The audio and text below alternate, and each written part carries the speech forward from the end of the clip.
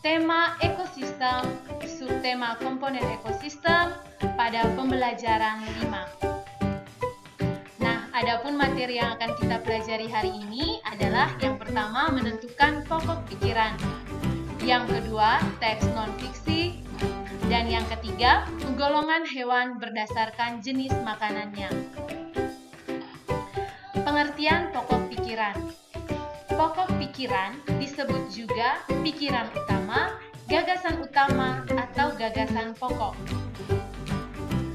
Pokok pikiran terdapat dalam kalimat yang paling umum dan biasanya dijelaskan dengan kalimat lain, yaitu kalimat-kalimat penjelas sebagai uraian.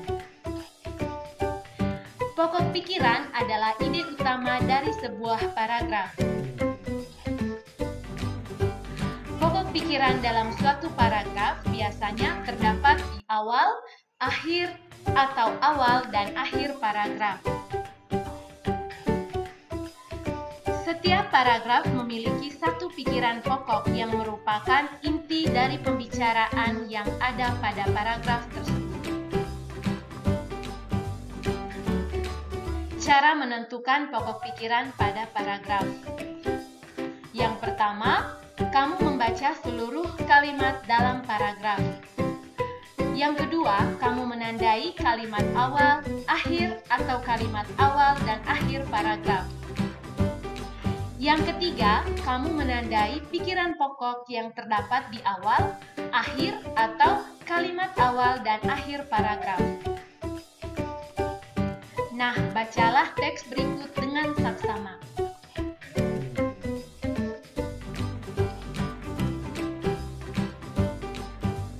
Teks tersebut adalah panduan untuk mengerjakan soal-soal diskusi yang terdapat dalam LKPD. Nah, ini adalah contoh cara menemukan pokok pikiran. Paragraf ini diambil dari paragraf kedua dari teks bacaan sebelumnya. Kalimat utamanya terdapat di awal paragraf yang ditandai dengan tulisan berwarna biru. Dan kalimat utama tersebut dapat disimpulkan bahwa pokok pikiran dari paragraf tersebut adalah metamorfosis adalah perubahan bentuk pada tahap tumbuh kembang hewan. Yang berikut teks non-fiksi. Teks non-fiksi adalah teks yang berisikan hasil pengamatan, data-data, dan fakta, serta bukan hasil imajinasi. Teks non-fiksi dapat dipahami isinya jika kita dapat menggali informasi teks tersebut.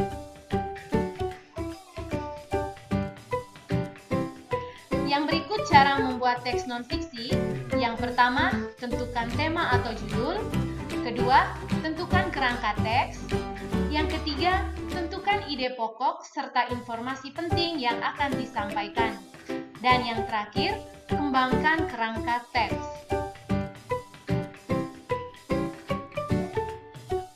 Menguraikan informasi penting dalam bentuk peta pikiran. Peta pikiran adalah suatu cara mencatat kreatif dan efektif yang disajikan secara ringkas. Biasa disajikan berbentuk cabang seperti pohon. Cara menguraikan informasi menggunakan peta pikiran. Yang pertama, menentukan ide pokok setiap paragraf dari teks yang disajikan. Yang kedua, membuat daftar pertanyaan untuk membantu menemukan informasi dalam teks tersebut. Nah, ini adalah contoh membuat peta pikiran. Jika kita ingin menemukan informasi penting dari bacaan, maka yang kita lakukan adalah temukan ide pokok dari setiap paragraf yang terdapat dalam bacaan. Kemudian, buat daftar pertanyaan berdasarkan bacaan tersebut dalam kolom yang tersedia. Dari jawaban pertanyaan tersebut, kita akan menemukan informasi-informasi penting yang terdapat dalam teks.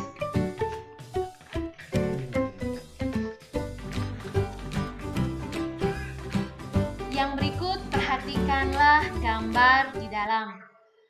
Siklus hidup atau daur hidup adalah seluruh tahap perubahan yang dialami makhluk hidup selama masa hidupnya. Hewan yang mengalami perubahan bentuk pada tahap tumbuh kembangnya disebut mengalami metamorfosis. Berdasarkan perubahan bentuk tubuhnya, siklus hidup hewan dibedakan menjadi dua, yaitu siklus hidup tanpa metamorfosis, yaitu tanpa mengalami perubahan bentuk dalam tahap tumbuh kembangnya. Contohnya kucing. Perhatikan gambar tersebut.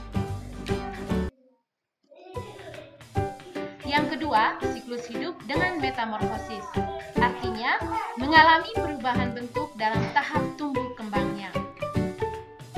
Siklus hidup dengan metamorfosis dibedakan menjadi dua. Yang pertama, metamorfosis sempurna adalah hewan yang mengalami perubahan bentuk yang sangat berbeda pada setiap tahap perkembangannya.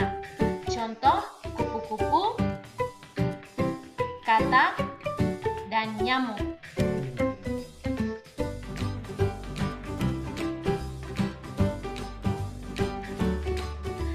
Yang kedua, metamorfosis tidak sempurna adalah hewan yang mengalami perubahan bentuk yang tidak terlalu berbeda pada setiap perkembangannya. Contohnya kecoa, ikan, kadal, belalang, dan lain-lain. Perhatikan daur hidup hewan tersebut. Nah, yang berikut kita masuk ke SPDP. Tangga nada adalah urutan nada yang disusun secara berjenjang.